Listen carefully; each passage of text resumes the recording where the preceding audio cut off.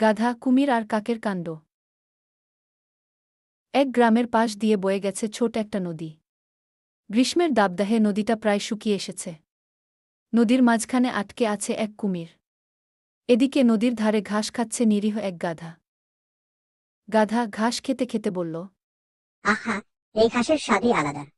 হঠাৎ দেখে নদীর দিকে তাকিয়ে গাধা বলল, ওইটা কি কুমির নাকি কাদায় ছটফট করছে?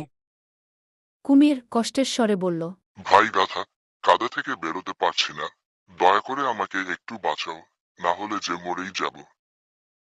গাধা মন খারাপ করে বলল। আরে, আমি কি করি? দাঁড়াও, একটা ডাল এনে দিচ্ছি।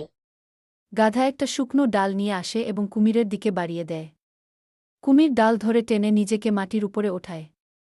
কিন্তু মাটিতে উঠতেই কুমিরের চোখে লোভের ঝিলিক। কুমির গর্জে উঠে বলল।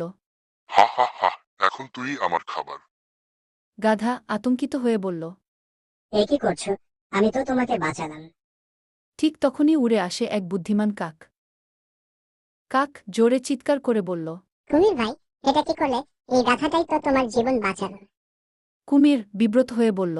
হুম, কথা তো ঠিকই বলেছ। কাক গাধার কানে ফিসফিস করে বলল। ঝাঁকি দাও আর পালাও, আমি কুমিরটাকে ব্যস্ত রাখছি। আর কাক কুমিরের সামনে উড়াউড়ি করতে শুরু করল। এরই মধ্যে গাধা হঠাৎ ঝাঁকি দিয়ে নিজেকে ছাড়িয়ে নিল এবং সাথে সাথে কুমির কাদায় পড়ে গেল। গাধা ছুটে একটু দূরে গিয়ে দাঁড়িয়ে বলল। আহা, এবার বাঁচলাম। গাধা চিৎকার করে বলল। আমি তোমার জীবন বাঁচালাম, আর তুমি করলে বিশ্বাসঘাতকতা। এবার কাদায় একা পড়ে থাকো। কুমির চুপচাপ পড়ে রইল নদীর ধারে। আর গাধা আর কাক মিলে চলল সবুজ বনের পথে নতুন জীবনের খোঁজে। এতে আমরা শিক্ষা পেলাম, বুদ্ধিমত্তা ছাড়া সহানুভূতি বিপদ ডেকে আনতে পারে।